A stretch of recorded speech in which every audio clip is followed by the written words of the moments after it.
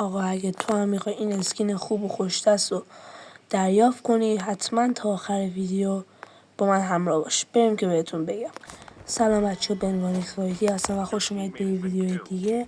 تو این ویدیو همونطور که دارید روی صفحه مشاهده میکنید این اسکین رو من امروز گرفتم و میخوام که به شما هم آموزش بدم کمتر که جذب کنم توی 2 دقیقه بهتون آموزش بدم که چجوری این اسکین رو دریافت کنید و بتونید باش بازی کنید. این اسکین رو احتمالا همتون دوست دارید و حتما ازش استفاده کنید. من بهتون یاد میدم و اگه گرفتید حتما ازش استفاده کنید.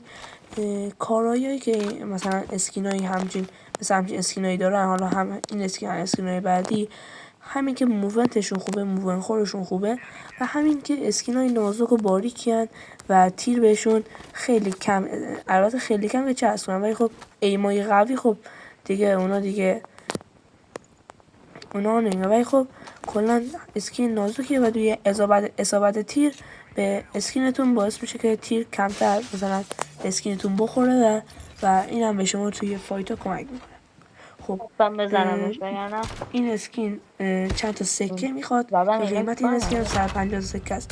شما باید چند تا ماموریت رو انجام بدید تا بتونید اسکین رو انجام بدید. حالا رفتیم جلو، این اسکین رو اصلا میخوام بگید. پولتو حالا داشته رفتیم باش جلوتر اومدم هم بده به بهتون من. توضیح میدم که باید چیکار بکنید و اگر هم تونستید حتما اگه میشه حالا از من حمایت کنید تا منم بیام بالا. حتما چند تا کامنت دلی هم واسه هم بذارید، چنل هم سابسکرایب کنید، این ویدیو هم لایک کنید.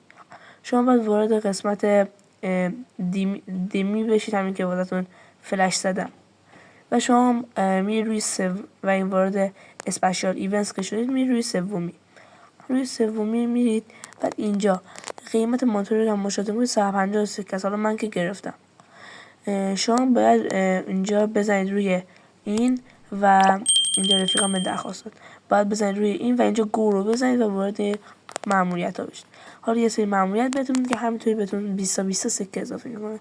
شما سکه ها دریافت کردید از بخش ایمیل ها میتونید این اسکین خوب و خوشگل رو دریافت کنید.